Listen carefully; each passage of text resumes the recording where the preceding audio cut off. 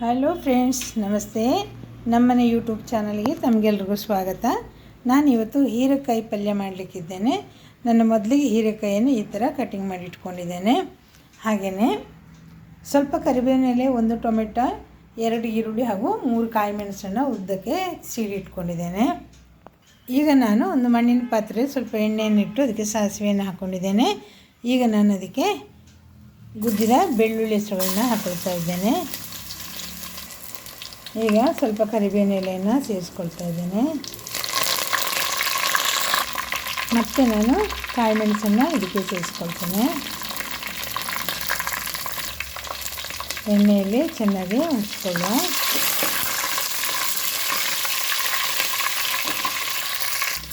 ನಾನಿಲ್ಲಿ 1 kg ಹೀರೆಕಾಯಿಯನ್ನು ತೊಗೊಂಡಿದ್ದೇನೆ.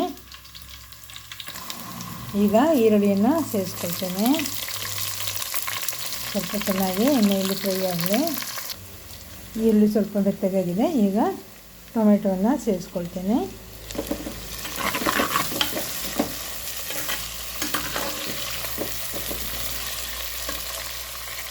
ಈ ಹಂತದಲ್ಲಿ ನಾನು ಸ್ವಲ್ಪ ಉಪ್ಪನ್ನು ಸೇರಿಸ್ಕೊಳ್ತಿದ್ದೇನೆ. ಉಪ್ಪು ಹಾಕೋದ್ರಿಂದ ಬೇಗನೆ ಟೊಮೆಟೊ ಮ್ಯಾಶ್ ಆಗ್ತದೆ.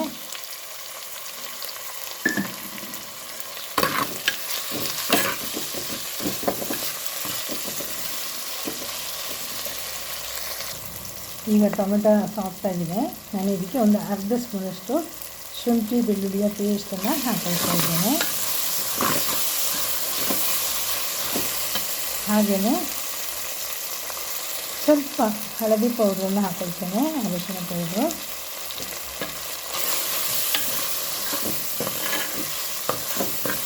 ಚೆನ್ನಾಗಿ ಮಿಕ್ಸ್ ಮಾಡುವ.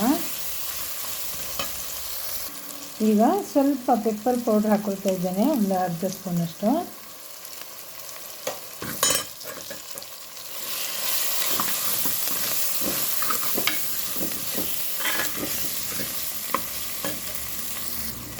ಹಾಗೆಯೇ ಒಂದು 2 ಸ್ಪೂನಷ್ಟು ಅಚ್ಚ ಖಾರ ಪುಡಿಯನ್ನು ಹಾಕ್ಕೊಳ್ತಾ ಇದ್ದೇನೆ. ಖಾರಕ್ಕೆ ಎಷ್ಟು ಬೇಕು ಅಷ್ಟು ಹಾಕ್ಕೊಳ್ಬೋದು. ಚೆನ್ನಾಗಿ ಮಿಕ್ಸ್ ಮಾಡುವ. ಮಸಾಲೆ ಒಟ್ಟಿಗೆ ಖಾರ ಪುಡಿ ಎಲ್ಲ ಹಸಿ ವಾಸನೆ ಕಳ್ಕೊಳ್ಳೋದು ಹುರ್ಕೋಬೇಕು.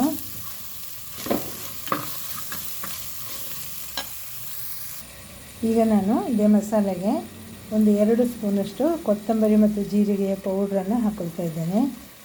ಇದು ಮಿಕ್ಸ್ ಮಾಡಿ ಪೌಡ್ರ್ ಮಾಡಿ ಇಟ್ಕೊಂಡಿರ್ತೇನೆ ನಾನು. ಇದು ಚೆನ್ನಾಗಿ ಮಾಡಿಕೊಳ್ಳುವ. ಈಗ ಮಸಾಲೆ ಎಲ್ಲ ಬೇಯ್ತಾ ಬಂತು. ಇನ್ನು ಈಗ ಇದಕ್ಕೆ ನಾವು ತೊಳೆದಿಟ್ಕೊಂಡಂಥ ಹೀರೆಕಾಯಿಯನ್ನು ಹಾಕ್ಕೊಳ್ಳಿಕ್ಕಿದ್ದೇವೆ.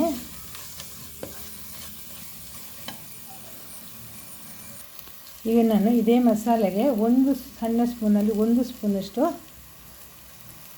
ಹುಳಿಯ ಪೌಡ್ರನ್ನು ಹಾಕ್ಕೊಳ್ತಾ ಇದ್ದೇನೆ. ಟೊಮೆಟೊ ಒಂದು ಹಾಕಿದ್ದೇನೆ, ಹಾಗಾಗಿ ಹದವಾಗಿ ಹಾಕ್ತಾ ಇದ್ದೇನೆ. ಒಂದು ಸ್ವಲ್ಪ ನೀರು ಸೇರಿಸ್ಕೊಳ್ತೇನೆ ನಾನು, ಮಸಾಲೆ ಅಡಿ ಅಂಥದ್ದು ಹಾಗೆ.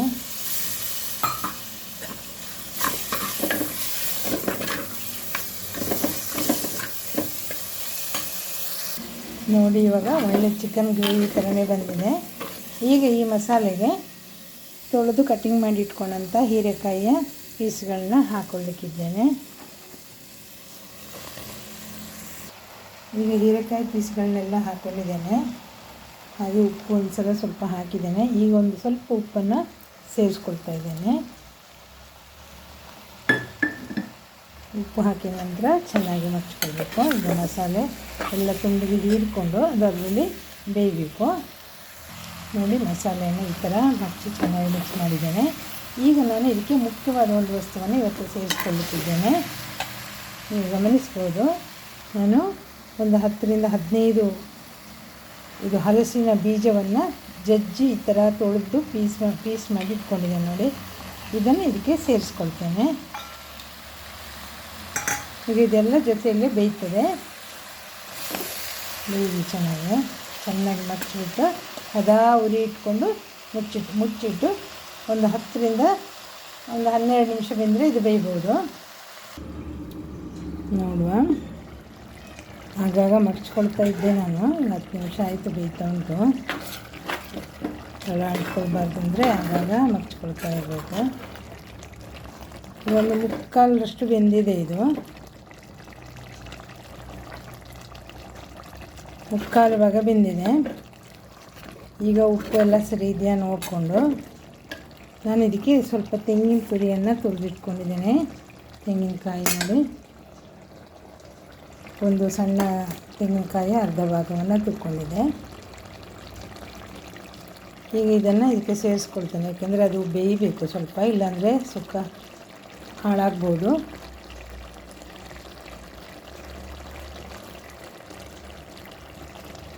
ಇದು ಹಸಿ ತೆಂಗಿನಕಾಯಿ.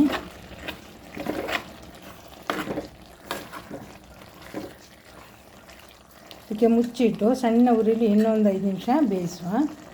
ನಾನೀಗ ಇದಕ್ಕೊಂದು ಸ್ವಲ್ಪ ಹಿಂಗನ್ನು ಸೇರಿಸ್ಕೊಳ್ತೇನೆ, ಆಗಲೇ ಒಗ್ಗರಣೆಗೆ ಹಾಕೋಬೇಕಿತ್ತು. ಇದು ಹಲಸಿನ ಬೀಜ ಹಾಕಿರೋದ್ರಿಂದ ಸ್ವಲ್ಪ ಗ್ಯಾಸ್ಟ್ರಿಕ್ ಆಗ್ತದೆ ಅದಕ್ಕೆ. ಫ್ರೆಂಡ್ಸ್, ಇವಾಗ ನೋಡಿ ಸುಕ್ಕ ರೆಡಿಯಾಗಿದೆ. ಇದೇನು ಚಿಕನ್ ಹಾಕ್ಕೋಬೇಡಿ, ಒಂದು ಬೇರೆ ಮಾಡಿದ್ದೀನಿ ನೋಡಿ. ಹೀರೆಕಾಯಿಯ ಪಲ್ಯ ಭಾಳ ಚೆನ್ನಾಗಿ ಬಂದಿದೆ ನೋಡಿ. ಇದು ಗಂಜಿ ಊಟಕ್ಕೆ ಮತ್ತು ಚಪಾತಿ ರೊಟ್ಟಿ ಇಂಥದಕ್ಕೆ ತುಂಬ ಚೆನ್ನಾಗಿರ್ತದೆ. ನಾನು ಇದನ್ನೇನು ಆಫ್ ಮಾಡಿ ಇಳಿಸ್ಕೊಳ್ತೇನೆ. ನಾನಿವತ್ತು ಇದನ್ನು ನಿಮಗೆ ಸರ್ವಿಂಗ್ ಪ್ಲೇಟಿಗೆ ಹಾಕ್ಕೊಳ್ತಾ ಇದ್ದೀನಿ ನೋಡಿ. ಒಂದು ಅಕ್ಕಿ ರೊಟ್ಟಿಯನ್ನು ಇಟ್ಕೊಂಡಿದ್ದೇನೆ.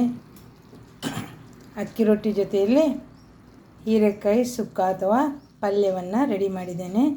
ನಾನಿವತ್ತು ಮಾಡಿದ ಈ ಹೀರೆಕಾಯಿ ಸುಕ್ಕ ಹೇಗಿತ್ತು, ನಿಮಗೆ ಇಷ್ಟ ಆಯಿತಾ? ಆದರೆ ನೀವು ನನಗೊಂದು ಲೈಕ್ ಮಾಡಿ, ಹಾಗೆ ಶೇರ್ ಮಾಡಿ ಮತ್ತು ಕಮೆಂಟ್ ಮಾಡಿ. ಹಾಗೆ ನಮ್ಮನೆ ಚಾನಲನ್ನು ಸಬ್ಸ್ಕ್ರೈಬ್ ಮಾಡ್ಕೊಳ್ಳಿ ಅಂತ ಹೇಳ್ತಾ, thank you watching for my video. Thank you.